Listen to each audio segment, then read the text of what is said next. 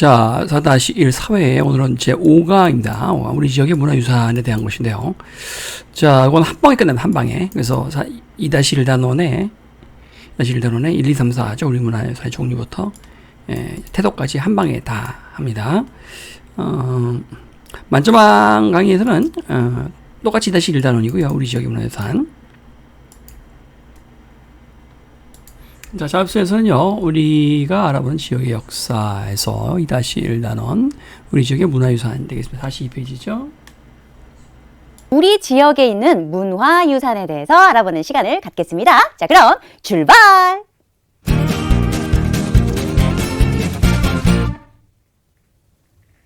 자, 여기 문화유산 앞에 당당하게 서 있는 친구들이 있습니다. 자, 이 친구들을 보면요, 굉장히 신나하고 있죠. 자, 맞습니다. 우리 지역에 어떤 문화유산이 있다면 제일 좋은 공부 방법은 그 문화유산 앞에 가보는 겁니다. 실제로 만져보고 눈으로 보고 둘레를 둘러보면 문화유산이 더 친근하게 다가오죠. 자, 문화유산이라는 건 유산, 말 그대로 조상님들이 우리에게 남겨주신 재산이에요. 자, 이 재산을 눈으로 보면서 느껴주는 것이 가장 좋은 공부 방법이 되겠습니다. 자, 여기 있는 수원 화성, 어디에 있는 성일까요? 당연히 수원에 있는 성이 되겠죠. 자, 수원 화성은 여러분, 우리 현재는 아이스크림은 없고, 여기 EBS 만점왕 책인데, 요거는, 요 그림이죠, 지금 이거. 이 그림. 이겁니다. 뭐, 우리가 워낙 여기 자주 갔어서 기억이 날 겁니다, 수원 화성. 정주 행차도 우리가 본 적이 있고요. 언제 만들어졌죠? 예, 굉장히 유명한 임금님이시죠? 제 조선 22대 왕인 정조 때 만들어졌습니다. 여러분이 역사책을 읽어보거나 또 텔레비전 드라마로도 많이 접할 수 있는 왕이죠. 굉장히 유명한 왕이죠. 아마 제 생각에 세종대왕 다음으로 존경을 받는 왕이지 않을까 싶습니다. 자, 이 정조대왕은 좀 사연이 많은 왕이에요. 왜냐하면 그 자신의 아버지가 굉장히 일찍 돌아가셨죠. 그리고 아주 비참하게 돌아가셨는데, 그래서 그런지 이 정조대왕은요, 아버지를 굉장히 많이 그리워했어요. 그리고 홀로 남으신 어머니를 아주 극진하게 효성을 다해서 모셨습니다. 자, 그 아버지의 효심과 또, 자, 내가 한번 왕권을 강화시켜야 되겠다, 이런 마음으로 만들어낸 것이 바로 수원 화성이 되겠습니다. 그런데 이 수원 화성이요, 유네스코 유산이에요. 예, 유네스코 세계 유산입니다. 자, 우리나라에는 유네스코, 그러니까 굉장히 국제적인 기구잖아요. 유네스코에서 인정해준 세계 유산들이 굉장히 많습니다. 자, 이 조선 22대 정조 때 만들어진 유네스코 세계 유산이 이 수원 화성인데요. 요걸 만드신 분이 또 누구죠? 예, 여러분이 잘 아는 정약용 선생님이죠. 자, 이분이 여러분이 아마 들어봤을 겁니다. 거중기라는 그 기계를 이용해서, 기계지 뭐, 그죠? 자, 이걸 이용해서 빨리 쉽게 만들 수 있게 도와줬다는 거죠. 근데 총 지휘는요, 최재공이라는 분이 했어요. 그래서 그분의 지휘 아래 이 정약용 선생님이 그 실력을 발휘하셔서 백성들을 덜 힘들게 하면서 만든 것이 바로 여기 수원 화성이 되겠습니다. 근데 여기 이렇게 가면은요, 재밌는 해설도 들을 수가 있어요. 실제로 가보면 이 수원 화성이 22대 정조 때 만들어졌는데, 여러분들 아시죠? 우리나라는 일제강점기를 겪었고요. 또 6.25 전쟁도 겪었습니다. 그러면 여기 있는 화성이 그대로 잘 보존되었을까요? 아니죠. 많이 훼손이 되었습니다, 사실은. 그래서 재밌는 말이 있어요. 동서남북을 이용해서 동무는 도망가고, 예, 서무는 서 있고, 그 다음에 남무는 남아 있고, 북무는 부서졌다. 자, 그만큼 여러 격변기를 거치면서 부서진 것도 있고 또 잘 남아있는 것도 있다, 이 말인데, 다행히 지금은 잘 보존이 되어 있습니다. 복원을 했거든요. 자, 그래서 수원 그 복원이라는 것 자체가 그 우리 국사 때 배운 국사 사회책이 나중에 역사가 나오죠, 내용이. 또 나오겠지만은 화성 성역을 지을 때 성의 여기에 노동력장, 성역을 지을 때 그거에 대한 모든 기록을, 벽돌이 몇 개까지 쓰였는지, 크기가 얼마인지, 그걸 전부 다 기록을 다 해놨어요. 그래서 화성 성역의궤라고 하죠. 화성 성역의궤. 그래서 기록만 있는 것이 아니라 그 안에는 이렇게 그림까지 자세하게 기록이 돼서, 예, 이렇게 그림까지 자세하게. 네, 뭐 몇 층으로 했고 몇 자로 쌓았고, 여기 기록이 다 나와있지. 밑에 보시면 얼마나 자세한지. 그래서 이것을 나중에 복원하는데 이걸 보고 충분히 가능했던 것이죠. 그러니까 근처에 사는 친구라면 꼭 한번 가보시기를 추천합니다. 자, 여기 아주 멋있는 물건이 하나 있습니다. 이게 뭘까요? 사실 이건요, 그냥 물건이라고 말하기에도 미안할 정도로 굉장히 아름다운 보석이나 마찬가지예요. 예. 예, 수원에는 수원 화성이 있고 우리 또 자주 갔던 공주에는 공산성이 있었죠. 그래서 이렇게 두 성을 되게 자주 갔었는데 수원이 조선시대에 그 정조 임금이 이렇게 지은 거라면 공주 공산성을 자주 갔을 때 거기는 모든 이야기가 다 어디에 집중돼 있었죠? 백제에 관련된 거죠. 백제. 예, 그래서 백제에서 이 절의 밑에 진흙에 파묻혔던 이 스님들이 급하게 숨겨놨던 이 금동대향로가 나중에 발굴이 되죠. 이게 뭐냐면 일단 여기가요. 국립부여박물관에 있다는 거. 자, 우리 마을 근처에, 우리 집 근처에 국립부여박물관 있어요 하는 친구는 꼭 가보세요. 거기에 주인공격이라고 할 수 있습니다. 거기에 있는 우리 문화유산 중에 이거 보세요. 하이라이트. 주인공만 받을 수 있어, 이 하이라이트를. 자, 이게 뭐냐면요. 백제 시대 때 만들어졌다고 해서 백제, 그다음에 금동. 자, 금동 그러니까 어떤 빛깔인지 예상이 가시죠? 금동, 대, 크단 얘기예요. 향로입니다. 자, 말 그대로 향을 피울 때 쓰던 도구입니다. 자, 여길 잘 보시면 이 꼭대기에 뭔가가 있죠? 이게 바로 봉황이에요. 봉황새. 예, 상상의 동물이죠? 자, 그 다음에 이 부분이 뚜껑입니다. 예, 이 부분이 뚜껑인데 어떻게 되어 있냐면 아주 멋있는 봉래산. 예, 산이 이렇게 조각이 되어 있어요. 이렇게. 멋있습니다. 자, 그 안에, 이 산 안에 신선도 있고요. 또 동물도 있고요. 예, 여기 다 이렇게 아주 세세하게 이렇게 보입니다. 예, 굉장한 손기술이죠. 예, 보면은 와, 이 생각이 그냥 납니다. 자, 이게 이제 뚜껑 부분이죠. 자, 그 다음에 이제 향을 놔야 되잖아요. 향을 여기다 넣고 불을 붙여서 여기서 향이 이렇게 피어오르게 하는 거였단 말이죠. 자, 이 아래는요, 연꽃이 이렇게 돼 있어요. 연꽃. 야. 자, 요 아랫부분입니다. 자, 여기 연꽃. 자, 요렇게 만들어 놨어요. 자, 이 부분에 향을 넣고 불을 붙여서 향불이 이렇게 연기가 올라오고 막 이러면 이제 뚜껑을 덮죠. 그럼 여기 구멍이 있어요. 구멍 사이로 예, 향 내음이 나겠죠. 자, 이런 것이 있습니다. 이게 연꽃이죠. 그러니까 약간 뭘까요? 불교의 색채가 느껴지죠? 자, 요 아래에 있는 것 보이죠? 자, 이게 바로 예, 용입니다. 용. 예, 용이 그냥 하늘을 날고 있어요.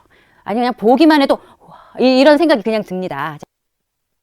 이게 실제로 가서 이제 우리가 복원된 것도 봤고, 그 다음에 이제 이거를 크게 이렇게 어린이용 테마파크 이렇게 따로 별도 박물관이 있어서 이걸 되게 크게 확대해가지고 안에 있는 것들을. 근데 이 안에 향을 피워서 이 사이사이로 이 향이 나오는 구멍으로 나오는 이런 이 뚜껑을 열면 이 향로 말이죠. 향그릇. 밑으로 어린이 박물관이 따로 있었었죠. 그래서 이렇게 자세하게 그걸 확대해서 이렇게 우리 가서 놀았던 기억이 나죠. 대향로 속에 있는 여러 가지 동물들이나 도교 사상들 뭐 그런 거 기억나니까 원숭이도 있고 뭐 그랬었죠. 이걸 확대해서 이렇게 이 안에 있는 것들을 이런 것들을 확대해서 이렇게 형상화해 놨던 것이죠.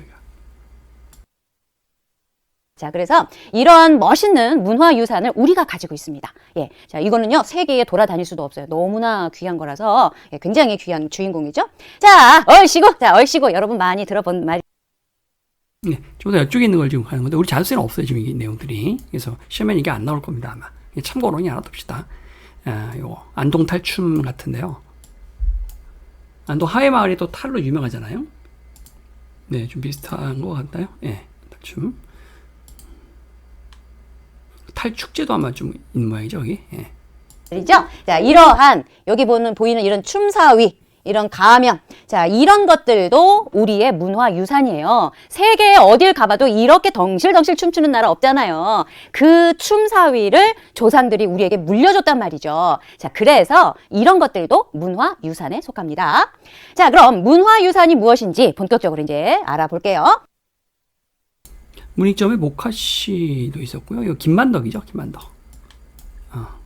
그건 좀 설명을 안 하잖아요. 좀 이따 하겠죠, 뭐. 조상 대대로 전해 내려오는 것들이 사실은 많습니다. 좋은 것도 있고 또 바람직하지 않은 것도 물론 있죠. 자, 그런 것 중에서 이건 굉장히 귀한 거야. 그래서 다음 세대에 꼭 물려줘야 돼. 자, 그럴 만한 가치를 지닌 것을 문화유산이라고 합니다. 자, 그럼 문화유산에는 어떤 종류가 있을까? 두 가지만 일단 여러분이 머릿속에 넣어두면 되겠습니다. 하나는 유형 문화유산, 또 하나는 무형 문화유산. 어렵지 않습니다. 자, 문화유산인데요. 문화유산은 이제 영어로 하면 cultural, 문화가 cultural, heritage. 예, cultural heritage, 문화유산이죠. 옛날부터 조상 대대로 내려오는 것들 가운데 후손에게 물려줄 만한 가치가 있는 것을 문화유산이라고 합니다. cultural heritage. 자, 문화유산이라고 하는 것은 물건부터 시작해 물건, 또 장소라든가 물건, 건물도 되고요. 장소. 3.1운동이 처음 시작했던 곳, 서울 탑골공원이요. 탑골공원이었죠.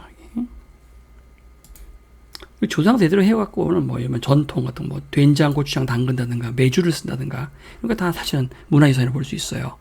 우리의 판소리, 뭐 아까 탈춤, 또 무슨 단오제 이런 것들 다 문화유산이라고 할 수 있습니다. 그래서 크게 눈에 보이는 유형문화재와 무형문화재가 있어요. 형태가 있느냐, 형태가 없느냐. 탑, 건축물, 책 같은 건 당연히 유형문화재고요.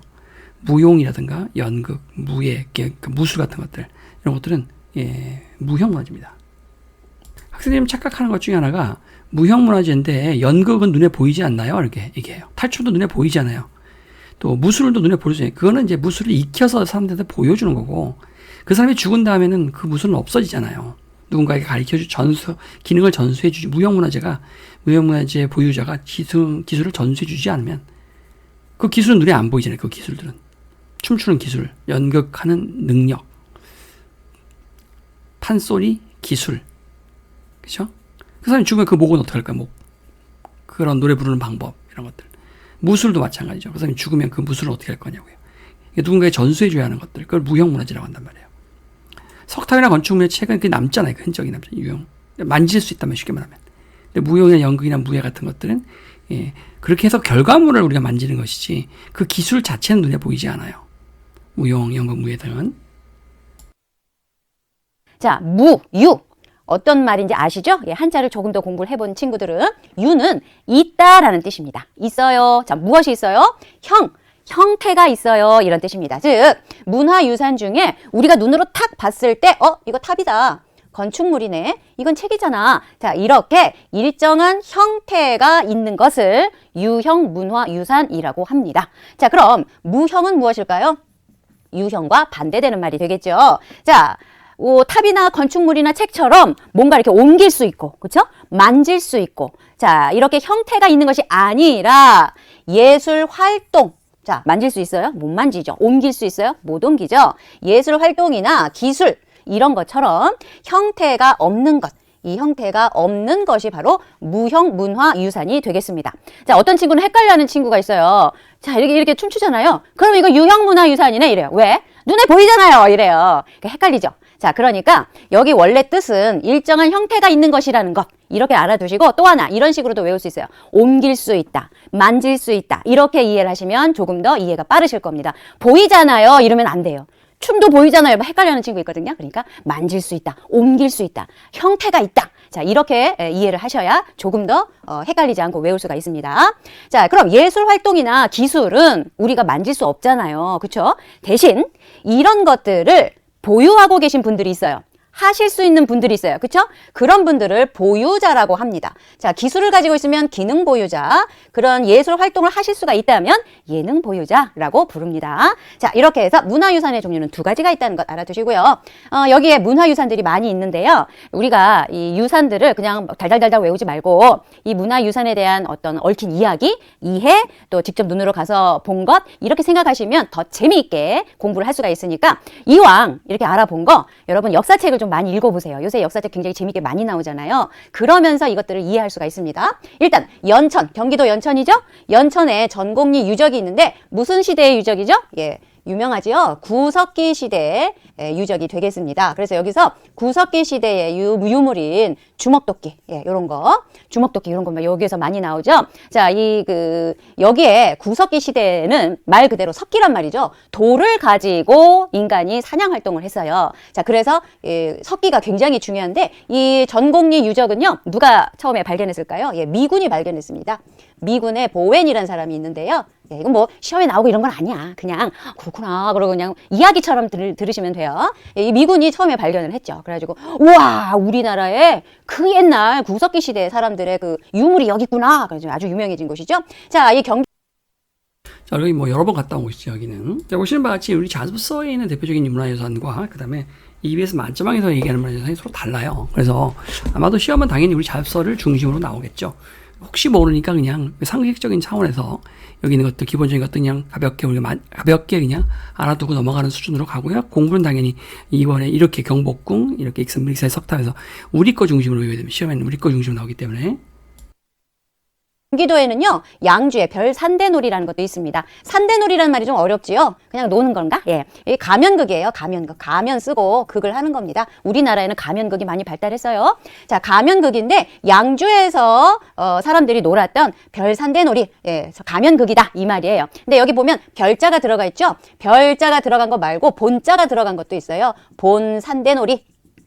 요거는, 서울에 보면은 애호개라는 곳이 있습니다. 서울의 아현동, 지금 아현동이죠? 애호개라는 데가 있는데 여기에서 산대놀이를 했거든요. 이거는 본자를 넣어줘요. 본 산대놀이. 여기에서 전파된 게 양주 별 산대놀이. 예, 이런 것들이 또 있습니다. 자, 그래서 산대라는 건 뭐냐면 산 모양의 이렇게 산 모양의 대라는 게 이제 정자 같은 거죠. 뭐 정자. 그러니까 이렇게 무대를 산 모양으로 만들었다는 거예요. 산대라는 게. 그 앞에서 이렇게 무기들이 춤을 추고 연극하는 풍습을 산대라고 해요. 산대놀이라고 합니다. 그런 거를. 산대놀이. 옛날 신라 시대부터 팔관에 우리 연등회 기억나요? 그럴 때 팔관 연등회 할 때 팔관에 국가의 안녕을 비는 팔관회 할 때 뒤에다가 그 산 모양의 구조물을 세워놓고 그 앞에서 무대처럼 여러 가지 뭐 공연도 하고 했던 걸 산대라고 산대놀이.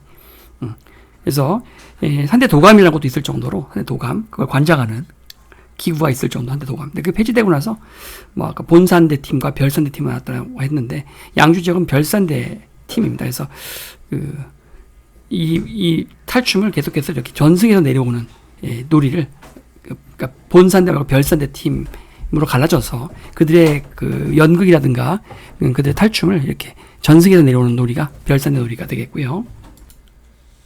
자, 그 다음 수원화상 아까 얘기했었죠? 수원시에 있습니다. 여주 영릉 릉자가 들어가요. 부릉부릉부릉 이렇게 외우세요. 부릉부릉부릉 릉이 들어가면 이건 누구의 무덤이다? 우리 할아버지요. 아닙니다. 예, 이렇게 릉자가 들어가면 이거는 왕의 무덤이다 라는 걸 알아두시면 되겠고요. 누구의 무덤이냐면 여러분 많이 이렇게 들었던 우리 세종대왕의 릉이 바로 여주에 이렇게 있습니다. 자, 평택 농악. 자, 우리 농민들이 즐겼던 농악이죠. 자, 얼마나 농사 짓는데 힘듭니까? 그 힘들 때 음악으로 달랬단 말이죠. 이 힘듦을. 자, 이게 바로 농악이 되겠습니다. 여기에서 지신 밟기도 하지요. 예, 지신 밟기. 자, 그 다음에 또, 무동도 태우고요. 예, 아이를 여기다가 딱 이렇게 얹고, 막 이렇게 춤도 추고, 무동놀이도 하고요. 자, 그 다음에 안성에 있는 남사당 풍물놀이가 있습니다. 남사당 들어봤습니까? 자, 남사당은 뭐냐면, 지금으로 치면 예능인이에요. 예능인. 예술인. 그런데 이 남사당은 어떤 특징이 있냐면 또 돌아다녀요. 한 동네에 가만히 사시는 것이 아니라 돌아다닙니다. 그래서 돌아다닌다 그래서 유랑이라고 하죠. 유랑, 예능인? 예. 유랑, 예인, 단체, 예인단? 이렇게, 말을 만들어낼 수가 있겠네요. 자, 이분들이 동네를 돌아다니면서 줄타기도 하고, 멋진 묘기도 부려가면서 사람들이 와, 이렇게 박수를 치게 하는 그런 분들이 바로 남사당이 되겠죠. 자, 남사당이라는 것은 남자 사당이에요. 남자 사당. 그러니까, 사당은 이제 원래 그냥 이렇게 사당이라는 게 뭐냐면, 일 없이 그냥 빈둥거리는 그러한 그 예술을 하는 사람들. 사당. 남자 사당들인데, 지금은 약간 서커스탄, 풍물 서커스탄 비슷하게, 시장 같은 데 가보면은 지금도 사람들 모인 데 가서 이렇게, 이렇게 불쇼 같은 거 콕 붙이고 그런 비슷하게, 제주도 구르면서. 자, 이러한 문화예술, 또 문화유산 이런 것들을 우리나라가 가지고 있습니다. 그러면요, 내가 하나 물어볼게요. 문화유산은 형태가 있고 없고에 따라서 유형 문화유산, 무형 문화유산으로 나눈다고 했었잖아요. 자, 그러면 수원 화성은 유형? 아니면 무형? 그렇지. 이것은 유형 문화유산입니다. 형태가 있잖아요. 그쵸? 형태가 있어요. 만질 수 있어요. 그죠? 자, 그러면 여기 별산대놀이는 뭘까요? 형태가 있는 건 아니죠. 만질 수 있는 건 아니죠. 자, 그래서 이것은 무형 문화유산이 되겠습니다. 자, 이런 식으로 우리가 분류를 할 수 있다라는 거죠. 자, 우리 지역의 문화유산을 조사할 때는 어떻게 돼요? 자, 우리 것도 좀 해봅시다. 우리 잡서 거 보시면 이제 경복궁이죠. 조선시대에 지어진 여러 개의 궁궐 중에 대표적인 궁궐입니다. 경복궁 대표적인. 조선시대 아주 유명한 그 궁 중에는 이 경복궁이 대표적인 경우로 조선시대 대표적인 궁궐이죠. 그래서 그 국가대표 궁궐을 보통 법궁이라고 합니다. 법궁. 법잘 써서 법궁이라고 하는데 가장 유명한 궁궐이죠. 조선시대. 그 외에도 몇 개의 궁궐이, 궁터가 더 있고 궁궐이 남아있는데요. 자, 경복궁과 또 유명한 궁궐 중에 하나가 덕수궁이라는 데가 있어요. 덕수궁. 예, 경운궁이라고도 불리기도 하고요, 덕수궁이. 그것도 대표적인 궁궐이죠. 특히 정조의 할아버지인 영조가 매우 이 궁을 좋아해서 상당히 오랜 기간 거기서 머물렀다고 하죠. 그리고 영조 대왕의 어진이 거기 있죠. 덕수궁에 있죠. 고종도 잠깐 거기 살기도 했었고 막판에. 자, 익산 미르사의 석탑이죠. 전라북도에 있고 전라북도 익산에 있죠. 익산. 예. 그래서 삼국시대 백제에 세워진 석탑인데 보시면 석탑이라고 믿기지 어려워요. 물론 이건 복원된 겁니다. 미르사의 석탑이 다 훼손돼서 복원됐는데 복원 옛날 모습을 원형 그대로 있다고 볼 수는 없지만 그래도 이 석탑의 가장 큰 특징은 돌을 마치 나무처럼 이렇게 탁탁탁 쌓아 올리는 듯한 돌 다루는 기술이 장난이 아니었다는 걸 보여주는 것이죠. 자, 이 복원 전의 상태고요. 예, 그다음에 이제 복원을 한 겁니다, 이거를. 예, 원래 상태는 이렇게 상태가 안 좋았죠, 상태가. 자, 복원의 법주사에 있는 쌍사자 석등이라고 하는 게 있죠. 석등이 이제 돌로 만든 등을 킬 수 있는 구조물을 말하는 건데, 네, 충청도에 있죠, 충청도. 네, 충청도에. 그래서 이 법주사는 신라 시대에 진흥왕 때에 지어진 그 절이거든요. 사자 두 마리가 이렇게 받치고 있는 석등이 되겠습니다.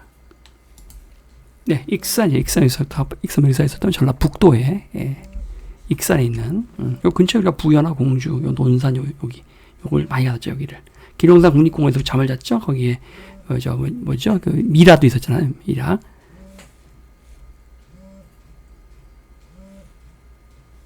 그 다음에 우리 앞서 소개하고 있는 문화유산은요, 양산 통도사죠. 삼국시대 역시 지어진 건데요. 다 이게 동해신라, 삼국시대, 신라시대. 삼국시대가 알지요. 삼국시대. 사실 정확히는 삼국시대가 아니라 가야가 있었으니까 사국시대라고 보는 게 맞죠. 고려, 백제, 신라, 가야까지. 그 전에가 이제 고조선이야 뭐 몇 개 나라들이 쭉 있었지 않습니까? 동해라든가 옥저라든가 마한변한 진한 삼한이 또 밑에 있었고요. 마변진. 마한변한 진이 각각 변해서 신라와 가야와 백제가 된 거거든요. 네, 우리가 한겨울에 여기를 갔었습니다. 그 여행 도착하자마자 바로 여기부터 보기 시작했는데요. 논밭 있는데 덩그러니 있는 박물관이 있었죠. 이렇게 논밭인데 덩그러니 있는 박물관이 있었어요. 여기서 마한인가 뭐 유적들 좀 봤던 것 같은데. 네, 양산 통도사의 위치죠. 네, 오히려 부산 쪽하고 더 가깝죠. 여기.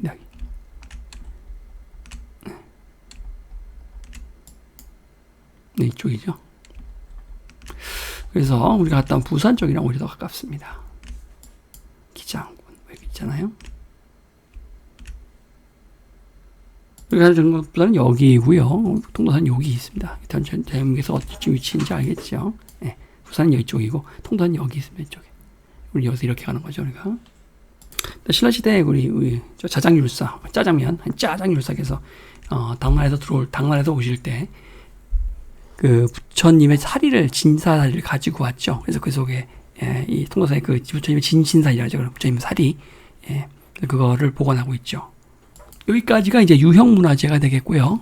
자, 이제 눈에 보이지 않는 그 기술 같은 것들을 말하는 겁니다. 무형문화재죠. 그래서 뭐 은산 별신제, 강강술래, 강릉 단오제, 여기 갔다 왔죠. 사람 엄청 많잖아 어제. 하회 별신구 탈놀이.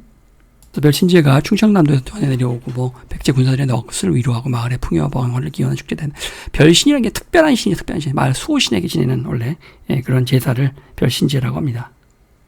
지역으로 이제 충남 은산이 되겠고요. 충청남도 지역이죠. 여기가 충청남도 은산입니다. 자, 강강술래죠. 전라남도에서 전해 내려오고 여러 사람이 함께 손을 잡고 원을 그리며 빙빙 도는. 이것은 또 이순신 장군이 명랑해전 때도 활용했다고 하죠. 강릉 단오제입니다. 그래서 강원도에 전해 내려온 대관령 산신에게 제사를 지내고 올 마을의 평화, 풍요를 기원하는 축제다 했는데, 이 단오라는 것이 중국이 먼저 유네스코에 등재되는 바람에 좀 단오 자체는 이제 우리가 유네스코 무형문화유산에 등재되지 못했고요. 단오제라는 축제 자체, 이 행사 자체는 유네스코에 등재가 돼 있죠.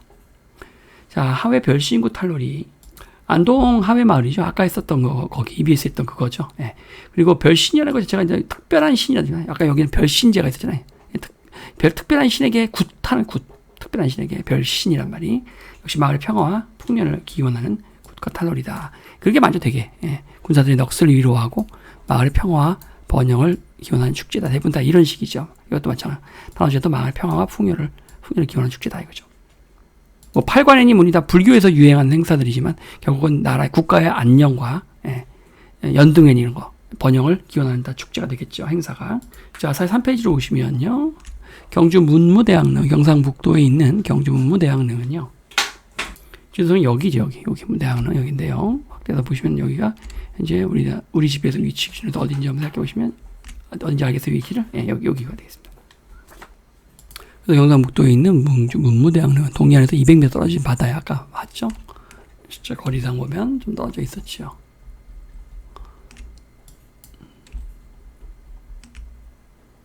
네, 보시면 거리가 좀 떨어져 있죠, 이렇게. 네, 이 정도 거리 있습니다.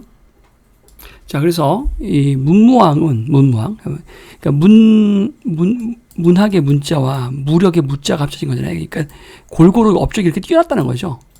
인문학적으로나 그러니까 국방력이나 모두가 훌륭했다는 겁니다. 30대 문무왕인데 29대가 바로 태종무열한 김춘추죠. 그의 아들 김법민이 바로 이 문무왕이죠. 그리고 그의 아들 또 신문왕입니다. 신문왕. 그래서 무덤으로 알려진 문화유산입니다. 알려진 거죠. 정확히 무덤이라고 확실할 수 있는 과학적 근거는 많지 않아요. 자연 바위를 이용해 만든 것으로 문화유산을 통해 수중에 무덤을 만들었을 거라는 추정을 하는 거죠. 네. 그래서 원래 이 중에 덮개돌을 하나를 인위적으로 덮고 밑에다가 유골을 묻었을 거라고 생각했는데 그러지는 않는 것 같고요. 어쨌든 근데 확실한 건 이렇게 십자가 모양을 물이 들락날락 잘 빠질 수 있게 작업을 한 건 분명합니다. 배를 타고 가서 독공들이 이렇게 다듬은 건 확실해요. 그러니까 인위적인 돌을 사람이 만지는 흔적은 분명히 있습니다. 그러니까 뭔가 이제 그 문무왕과 관계가 깊은 그러한 수중, 뭐 무덤까지는 아니더라도 수중 뭐라고 할까요? 수중 기념탑 정도의 의미는 분명히 지니고 있죠. 아예 뻥은 아니라는 거예요. 그래서 더군다나 거기에 이제 문무왕이 죽으면서 불교쇼 장례를 치른 후에 동해에 묻으면 용이 되어 신라를 침입하고 그걸 받겠다 유언까지 있는 거로 봐서는 뭔가 의미 있는 장소인 건 분명한 것 같습니다. 그래서 문무왕이 신라를 사랑하는 그런 마음을 엿볼 수 있는 문화유산이 되겠죠. 자, 오른쪽에 일본의 역시 문화유산이죠. 우리 옛날부터 전해 내려오는 것들 중에 후손에게 물려줄 만한 가치가 있어야 합니다. 가치가 있어야 합니다. 또 문화재는 유형문화재와 무형문화재로 나눠졌고요. 형태가 있느냐, 형태가 없느냐 이거죠. 그래서 이제 기술을 가진 사람이 전수해 줘야만 전수가 돼야만 이렇게 그 유산이 문화가치가 존재할 수 있는 경우가 이제 무형문화재에 해당하는 것이죠. 자, 우리 지역의 문화유산을 조사해 볼까요? 갑시다. 여기 44페이지가 되겠습니다.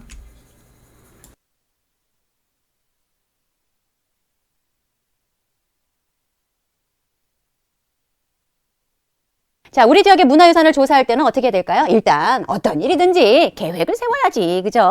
자, 무조건 무언가를 할 때는 계획부터 합니다. 자, 이 문화유산을 왜 조사를 하는지 먼저 타당성이 있어야겠죠? 자, 어떤 것을 조사하고 싶은지, 그 다음에 어떤 식으로 조사를 할지, 내가 직접 거기 갈지, 아니면 책으로 조사할지, 인터넷을 따닥따닥 두드릴지, 방법을 생각하시고요. 여러 명이 간다면, 너는 사진을 찍어, 나는 여쭤볼게, 전문가한테 여쭤볼게, 이런 식으로 여러 가지 계획을 세우게 되고요. 자, 조사 방법 중에는요, 여기 지금 3가지가 보이죠? 인터넷으로 검색하는 방법이 있고요. 책, 문서, 기록물을 찾아보는 방법이 있고요. 전문가를 직접 찾아가서 면담하는 방법도 있습니다.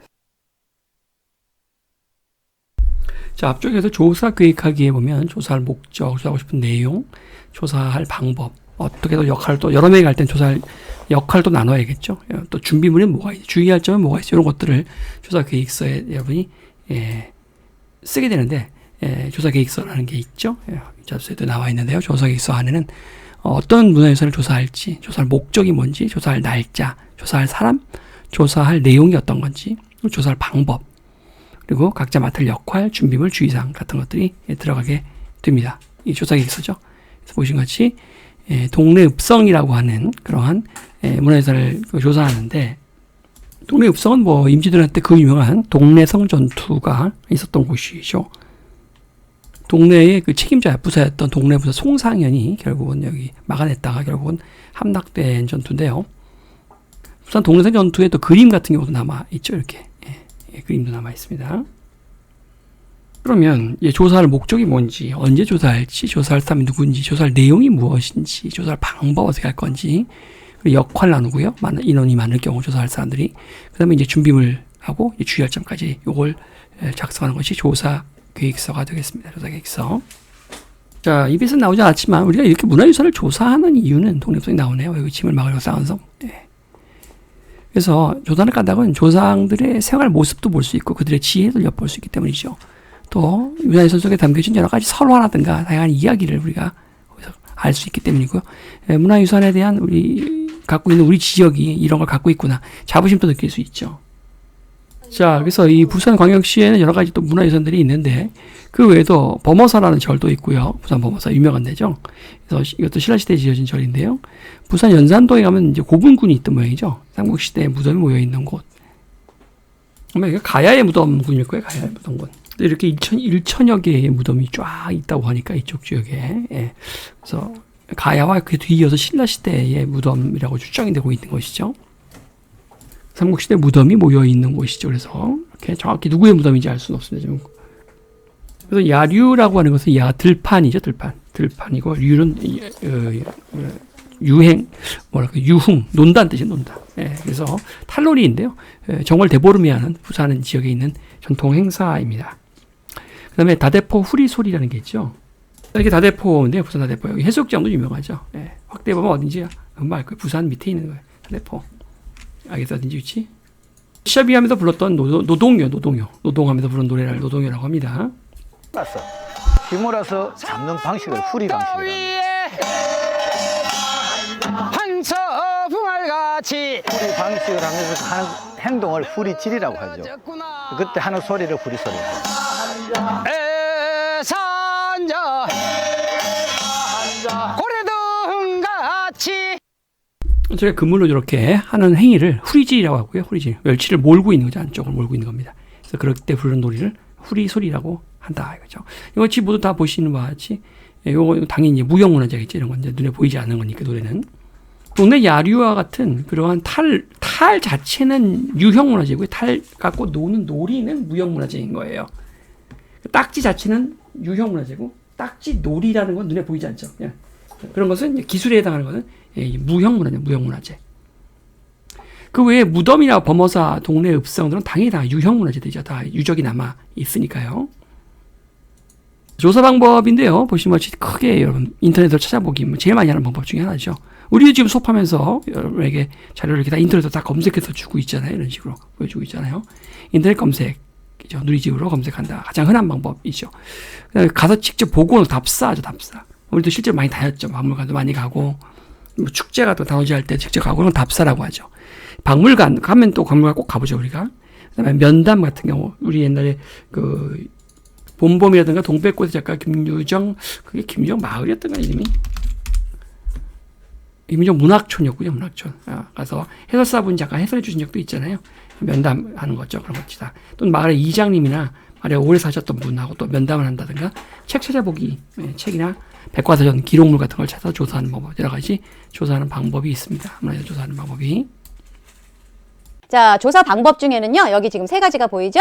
인터넷으로 검색하는 방법이 있고요. 책, 문서, 기록물을 찾아보는 방법이 있고요. 전문가를 직접 찾아가서 면담하는 방법도 있습니다. 여기 박물관 큐레이터라는 말이 있는데, 큐레이터는요, 뭐랄까요, 관리하는 사람, 이렇게 계획하는 사람, 기획. 어떤 걸 전시를 기획한다라는 사람. 자, 이런 일들을 하는 분을 큐레이터라고 합니다. 자, 이분들한테 직접 면담을 요청할 수도 있겠죠. 자, 우리는 가서 그때 문화관광 해설사분한테 해설을 들은 거고요. 그 외에도 박물관 큐레이터 같은 사람들하고 면담을 할 수가 있겠다. 이거죠. 자, 이분들한테 직접 면담을 요청할 수도 있겠죠. 자, 직접 답사를 합니다. 답사가 뭐라고요? 이게 밟는다. 발로 밟아낸다. 이런 뜻이죠. 직접 발로 뛰는 게 바로 답사입니다. 자, 거기 직접 가서 조사하는 것이죠. 자, 그리고 관람하기도 있네요. 박물관에 가서 직접 둘러보면 얼마나 재밌게요. 자, 보고서를 또 작성을 해야겠죠. 보고서에는 문화유산을 조사하는 방법 중에 제일 확실한 방법은 답사죠. 답사만 한 것이 없죠. 박물관 견학도 사실 어떻게 보면 답사입니다. 근처에 박물관이 있는 경우가 많기 때문에 어떻게 보면 답사에 포함된다고 볼 수 있어요. 그렇죠? 면담하기도 마찬가지. 진짜 답사에 포함되죠. 가야 뭐 이 사람을 만날 거냐. 그 지역 근처를 가야. 이게 사실은 답사만 한 거예요. 직접 눈으로 보고 오는 게 제일 확실하죠. 그래서 이 동네 읍성의 경우 그 안에 들어가면 이제 가볼 만한 데가 뭐 충렬사, 사당이 딱 봐도 충성스러울 충자잖아요. 딱 봐도. 자, 동장대입니다. 동장대. 그래서 장대라고 하는 것이 어디든지 다 그 성벽에 가면 다 있어요. 장대 가면 장군이 지켜보는 지휘대입니다. 가장 메인의 입구도 파서 성 전체를 바라볼 수 있어. 성 막기랑 전투 지휘하는 거죠. 그래서 예. 이게 동쪽에도 있고 서쪽에 있다면 동장대, 서장대란 말이에요. 이게.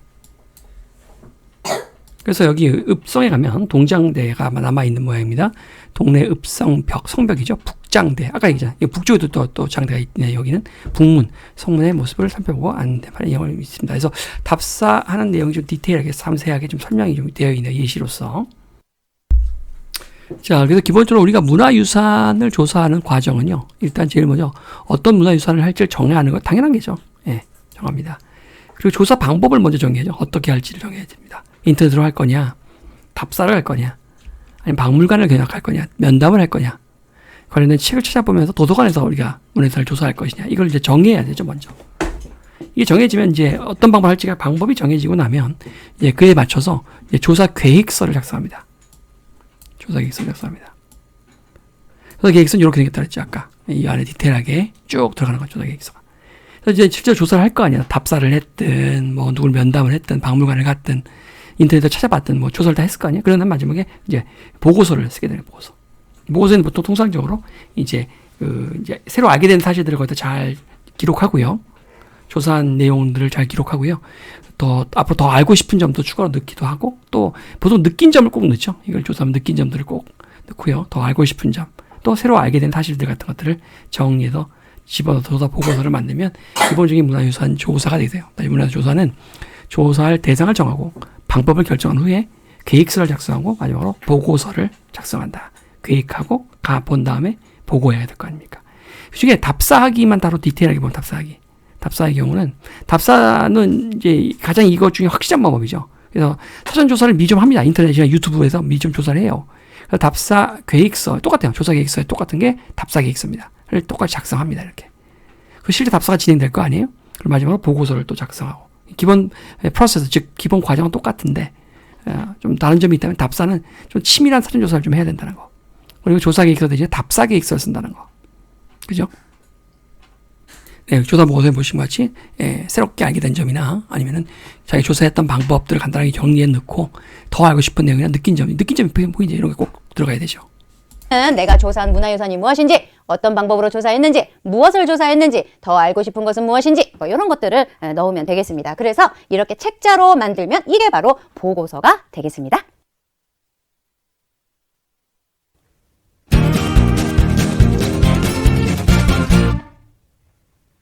자, 여기 답사에 대해서 조금 더 알아봅시다. 일단 답사는 뭐라고요? 밟아낸다. 어디를 내가 그 땅을 밟아서 가는 거예요. 직접 간다 이 말이죠. 자, 이거 발이에요. 예, 오해하지 마세요. 예, 이렇게 예, 바지. 예. 자, 문화유산에 직접 찾아가서 실제 모습을 보는 겁니다. 그러면서 배우는 것이죠. 여러분이 굉장히 좋아하는 거죠. 여러분이 현장 체험 학습할 때 이게 바로 답사가 되겠습니다. 자, 장점은 뭐니 해도 직접 본다는 거. 그래서 재밌다는 거. 조금 더 큰 관심과 흥미를 높일 수 있다는 거. 자, 그럼 어떤 과정을 거쳐서 답사를 할 수 있을까요? 일단 자, 현재 이 답사와 가장 흡사한 것이 바로 현장 체험이에요. 현장 체험. 나는 이걸 답사하겠어. 문화유산을 정합니다. 그런 다음에 사전조사라는 것이 있는데요. 우리가 예를 들어서 수원화성에 갈 때 수원화성이 어떤 문화유산인지를 먼저 인터넷 등을 통해서 조사를 하고 가면 아는 만큼 보인다. 예, 즉 공부를 먼저 하고 갔기 때문에 수원화성에 대해서 조금 더 깊게 공부를 할 수 있고 더 재미나게 답사를 할 수가 있습니다. 갔다 온 다음에는 뭐 여러 가지 일을 하겠는데 그 전에 일단 큰 계획을 세우고요. 직접 답사를 하고 와서는 보고서를 작성하시면 되겠죠. 자, 답사 계획서에는 어떤 게 들어가면 좋을까요? 똑같습니다. 예, 아까 문화유산 조사하기랑 똑같습니다. 왜 조사하는지, 어디를 가는지, 어떤 방법으로, 언제 갈지 이런 것들 다 여러분이 계획서에 넣어주시고요. 방법은요, 거기 가면 어느 문화유산이든지 그 앞에 안내판이 딱 있습니다. 이렇게. 예, 이렇게 돼서 이것은 몇 년도에 만들어졌고 다 있습니다. 그걸 읽어보시면 되겠고요. 여기서 중요하다 싶은 것은 기록하고 오면 좋겠죠. 혹시 문화, 관광, 해설사가 같이 동반한다면 실컷 물어보시면 되겠습니다. 촬영, 여러분 휴대폰 많이 애용하잖아요. 자, 그래서 거기에 또 체험 활동이 있으면 활동도 체험하시면 되겠죠. 자, 있으면 활동도 체험하시면 되겠죠. 자, 우리 문화유산을 소개할 때 자, 그래서 기본적으로 문화유산 조사를 할 때는요, 조사할 방법을 정하고, 대상을 정하고, 조사할 방법을 정한 다음에, 이제 계획서를 작성하고, 나중에 보고서를 작성하면 돼. 계획서, 보고서 순서고요. 그리고 답사하기만 좀 자세하게 다시 한번 보면, 답사하기 경우 사전에 철저한 조사를 하고, 답사 계획서, 똑같아요. 조사 계획서 대신 답사 계획서죠. 그리고 실제 답사를 진행하고, 마지막 돌아와서 보고서를 작성하면 되겠다는 얘기죠. 1, 2, 3의 순서죠. 이제 문화유산 소개가 되겠는데, 소개 46페이지입니다. 어떤 자료로 소개를 할까? 먼저 포스터를 만들 수가 있습니다. 자, 포스터는 어떻게 생겼을까요? 이렇게 생겼죠. 자, 이걸 여러분이 만들어내는 건데요. 나는 그림을 잘 그려. 물론 그림 잘 그리면 좋지만 이 포스터 안에 그 문화유산에 대해서 자랑할 만한, 소개할 만한 내용을 여기 이렇게 넣을 수가 있겠습니다. 자, 이게 바로 포스터고요. 너무 길게 써주면 안 됩니다. 포스터는 짧은 글로 아주 그냥 눈에 확 띄게 이렇게 만들어주는 것이 중요하겠습니다. 문화유산을 소개하는 방법 중에 첫 번째로 나온 게 2번에 포스터가 먼저 나왔죠. 포스터의 특징은 이제 그림이나 사진 같은 거 이렇게 잘 구성하시고요. 그리고 짧은 문구가 죠. 짧은 문구. 좌수형, 어방놀이는 좀, 예, 짧은 문구죠. 예, 이걸 특징으로 한눈에 볼 수 있게. 그 남쪽의 바다와 일본 옆에 있다는 특성상, 우리나라의 남쪽에 이 전라도 쪽과 전라남도 쪽과 이제 경상남도 쪽은 전라남도와 경상남도죠. 이쪽은 전라남도, 경상남도. 또 이게 일본과 접해 있다는 특성상 일본이 천천히 볼 수 있는 것이기 때문에 그래서 수군 절도사가 상주하는 그러한 그 본영을 두 곳까지 허용할 수 있었어요. 그러니까 서울을 이쪽에서 봤을 때 우수영과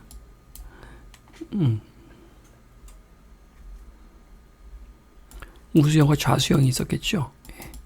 여기도 경상도 두 개가 있었습니다. 그래서 서울을 기준으로 이렇게 봤을 때 우수영이고 여기가 좌수영이 되겠네요. 그렇죠. 자, 그래서 그중에 여기 있는 어방놀이는 좌수영, 경상 좌수영의 근처에 있는 그래서 아까 배웠던 그 멸치잡이의 후리질 작업이죠. 작업 동작과 민요를 놀이화해서 전승시킨 것을 좌수영 어방놀이라고 하는데요. 안내도도 만들 수가 있습니다. 이게 대표적인 안내도죠. 자, 여기 공주에 있는 공산성이 있다. 그 다음에 송산리 고분군이 여기에 있다. 우리가 송산리 고분군까지는 안 갔다 왔고요. 여기 금동대학로나 여기 전인사지 5층 서탑 여기는 갔다 왔고요. 공산성 이날 되게 더웠고 그날 무슨 뭐 이렇게 그 책 서고 같은 거 이렇게 2층 계단으로 올라가면 책 서고 같은 게 있었어요. 책 서고 기억나나 모르겠는데. 근데 이게 백제 문화사적지가 있는 바로 계룡시, 부여, 그다음에 공주, 논산 요쪽의 그 안내도가 우리 자수센터 없죠. 우리는 아까 분들도 부산의 안내도가 나와요. 부산에. 그 다음에 백제 금동 대향로 이거 아까 얘기했죠.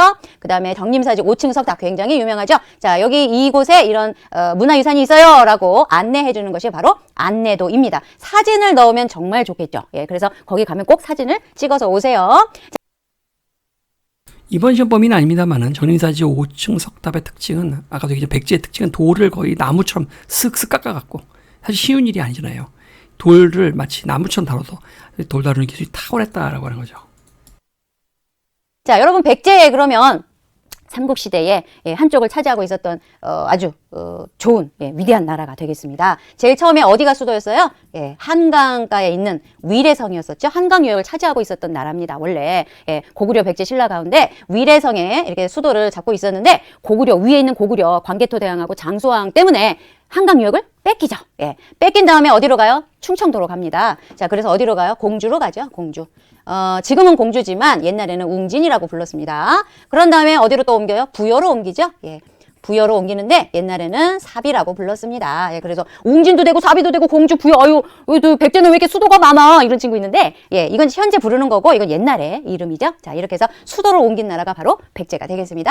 자, 이런 것도 바로 문화유산 안내도가 되겠습니다. 이런 건 많이 봤죠? 여기 딱 보니까 어떤 궁 같아요? 예, 바로 이게 덕수궁이죠. 예, 덕수궁.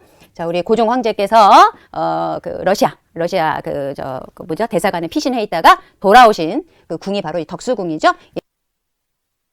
자신의 부인인 그 명성황후, 민비라고도 낮춰 부르긴 합니다만, 명성황후가 시해를 당하죠. 너무 겁을 먹어서 고종이 도망을 가요. 러시아를 한자로 아라사라고 하는데, 아라사. 그래서 아라사가 러시아요. 바로, 그 공사관으로, 아시아관으로, 아라사관, 러시아관으로 파천, 예, 도망간다는 겁니다. 파천. 예. 그래서 아관 파천이라고 하는데, 그 사건 후에 다시 이제 황궁을 할 때 덕숭으로 돌아옵니다. 옛날에는 뭐라고도 불렀어요? 경운궁이라고도 불렀었죠? 예, 역사 공부 한번 해보세요. 굉장히 재밌습니다. 자, 책자도 만들 수 있습니다. 이런 식으로. 예, 불국사를 갔다 온 다음에 이게 책으로 만들어서 보세요 하면 얼마나 자랑스럽겠습니까? 예. 자, 이 불국사는 부처의 나라라는 뜻이라는 거 아셨나요? 예, 부처의 나라다 이런 뜻이에요. 자, 이게 신라 시대에 통일신라 시대죠. 통일신라 시대에 불교가 얼만큼 큰 비중을 차지하고 있었는지 알 수 있는 문화유산이 되겠습니다. 자, 문화유산 안내도 만들기 방금 했었던 거죠. 여기 부산에 문화유산 안내도가 이렇게 나와 있는데 사진이 꼭 들어가는 게 필수죠, 사진이. 그래서 작성하는 방법이 여기 나와 있는데 백지도에 조사한 문화유산이 있는 곳을 먼저 색칠하고요. 문화유산의 특징과 가치를 설명하는 자료를 만들어서 사진도 넣고 여기다 붙입니다. 이렇게 안내도를 완성한다라고 하는 것이에요. 이게 붙이면서 대표적인 문화유산의 위치가 어딘지 요 백지도 안에서 위치가 어딘지 그다음에 그 특징이 무엇인지 그 밑에서 설명을 써줘야죠. 네, 또 관련된 이야기들과 함께 소개할 수 있다. 우리가 아마 어디든지 그 관광지를 가면 이렇게 카탈로그 팜플렛 같은 것으로 이 지역에 가볼 만한 것 이런 식으로 다 나와 있어. 어디든지 다 나와 있죠. 이렇게 가면. 그 다음에 좀 얘기한 게 문화유산의 책자 형태로 만들 수 있다. 그래서 책자의 장점은 좀 자세하게 쓸 수 있다는 거잖아요. 그래서 뭐 종이를 접어서 이렇게 접는 책자로도 만들 수도 있고요. 그래서 역시 문화유산의 특징이 잘 드러나도록 소개하는 글을 잘 작성하고 소개 책자를 이제 뭐 전시하기도 하고 중국에 홍보할 수도 있겠죠. 주변 사람들에게 책 모양을 접어서 만들어서 이렇게. 그 다음에 여기 지금 위쪽에 우리 거에는 이제 포스터 말고 동영상 만들기도 있죠. 이거 요즘 많이 하죠. 유튜브에 올리기 위해서 동영상을 만들어서 많은 사람들에게 이걸 소개할 수가 있습니다.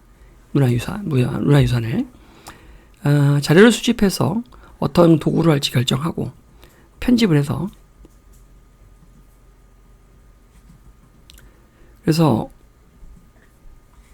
자료 수집하기 할 때 문화유산의 사진이나 동영상을 이제 촬영을 먼저 하고 그 다음에 편집 도구를 선택하고요. 어떻게 편집할 건지 그리고 이제 편집을 실제로 진행하고 인터넷상에 올리면 되죠.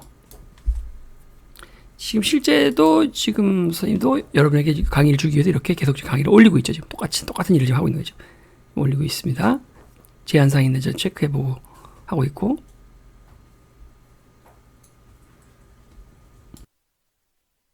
자, 문화유산 신문도 있습니다. 여러분 신문 만드는 거 좋아하죠? 왜 좋아할까요? 예, 신문에 만화 넣는 걸 너무 좋아해, 그죠?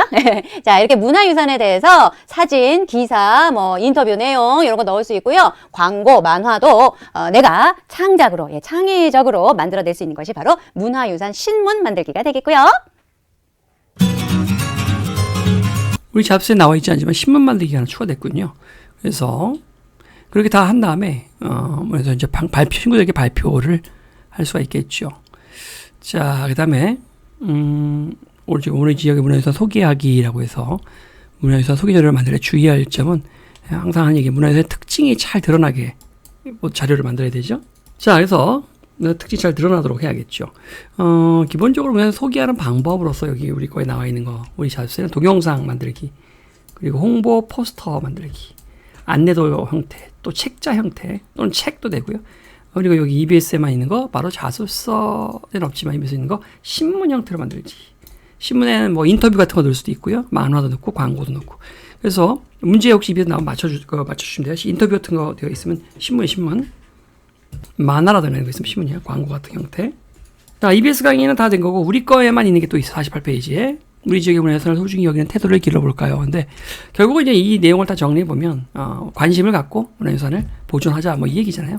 그래서 문화유산이 이렇게 훼손되는 보시면 저기 훼손되는 이유는 제일 큰 이유는 무관심하고요. 또 사람들의 비양심적인 행동으로 인해서 문화유산이 훼손되기도 하죠. 불을 질른다든가 어떤 종교적인 이유로 무속신앙에 의해서 난 이순신 장군 묘를 훼손해야만 내 후손이 잘 된다 뭐 이런 식의 원균에 난 후손이다 뭐 이따위 소리들 그런 거나 무관심 비양심적인 행동 오줌을 논다든가 거기 가서 이름을 막 써놓고 온다든가 그런 이유들도 있고요. 또 자연재해도 크죠. 자연재해. 그래서 낙서나 불이 나거나 이렇게 화재 또 지진이 나거나 이래서 이렇게 문화유산들이 소실되는 경우도 있고요. 자, 그래서 이렇게 문화유산이 계속 훼손되면은 우리 선조들의 생활 모습이나 선조들의 생활 모습이나 지혜가 담긴 소중한 문화유산이 사라지지 않겠어요? 후손에게 물려줄 문화유산이 없게 되겠죠. 이렇게 되면. 그래서 이제 문화유산을 우리가 잘 보존하려면 일단 문화유산을 보존하는 활동에 우리가 적극적으로 이렇게 관심을 가져야겠다. 그렇죠? 그래서 그것도 좀 우리가 좀 체계적으로 해보면 기본적으로 문제를 정하죠. 어떤 거 남대문, 동대문의 훼손, 우이동에 있는 무슨 석탑이 지금 버려져 있다 정하고요. 왜 버려져 있는지 원인을 찾는 원인. 후손이 돌보지 않는다든가 뭐 해서 그 원인을 찾고요. 그다음에 이제 솔루션을 찾죠. cause and effect, problem and solution 찾아서 그 대표적인 게 이제 캠페인이라든가 주변에 쓰레기 버리지 않기 같은 우리가 사람들 시민들한테 뭐 나눠주는 거야. 혹시 무슨 돌탑을 아십니까? 해가면서 돌탑이 이렇게 방치되어 있다. 주변에 쓰레기를 버리지 말도록 합시다. 적극적인 사람들의 관심을 그 유산에 대한 관심을 홍보하는 거죠. 해결 방안 그리고 이제 실천 여기 나오네. 활동하는 거죠. 우리가 찾은 그 해결 방안을 가지고 실천을 하면 되죠. 해결 방안을 가지고 실천하면 되죠. 우리가 먼저 실천할 수 있는 가벼운 것들에는 뭐가 있어요? 일단은 문화유산을 소중히 아끼고 소중히 여겨야 되겠죠. 이런 마음을 갖고 있어야 되겠습니다. 소중한 한글이라든가 이런 식으로 우리가 유튜브 같은 거 열심히 찍어서 올려주는 것도 괜찮습니다. 외국인들도 볼 수 있게 자랑스러운 우리의 유산들을. 자, 보시면 외국인들도 저도 이렇게 우이동에 있는 도선사를 이렇게 홍보하는 영상을 찍어 올리잖아요. 외국인들도 이렇게 도선사에 대해서 관심을 갖는데 이렇게 홍보 영상을 제작한다든가 또 훼손된 문화에서 모아서 관리 담당 기관에 신고를 한다든가 아니면 아이디어 같은 게 있으면은 게시판에다가 문화재청 유지 게시판에 올리고요. 예. 자, 우리 사회가 할 일은요, 문화재 보존 행사, 보존 체험 행사 같은 걸 개최한다든가, 그래서 문화유산 보호의 중요성을 알린다는 거죠. 문화재 지킴이 활동 같은 거 권장하고, 문화유산의 복원을 위한 자금 같은 거를 기금을 확보해서 문화유산 복원을 진행한다든가, 아까 그 우리 익산 미륵사의 석탑 봤잖아요. 익산 미륵사의 석탑의 그 복원. 여기까지 해야 되는 이유가 뭐예요? 굉장히 중요한 거죠. 우리 조상의 소중한 생활 모습과 우리 조상의 지혜가 담겨 있기 때문이죠.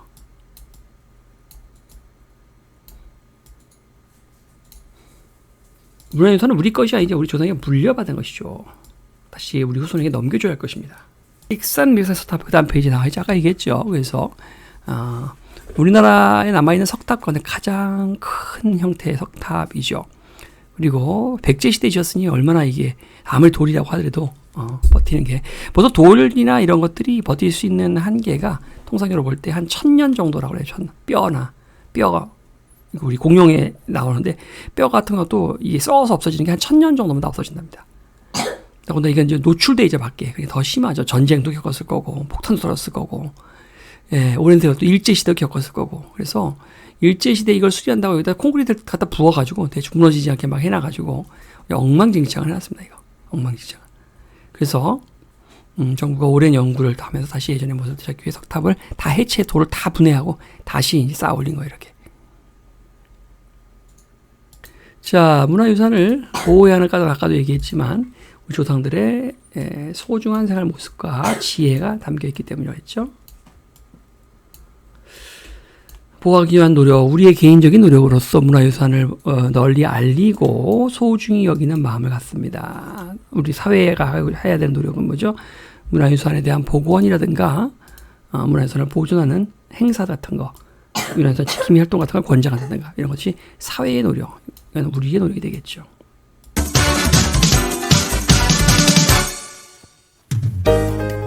다음 문화유산의 종류는 무엇일까요? 유형일까요? 무형일까요? 형태가 있네.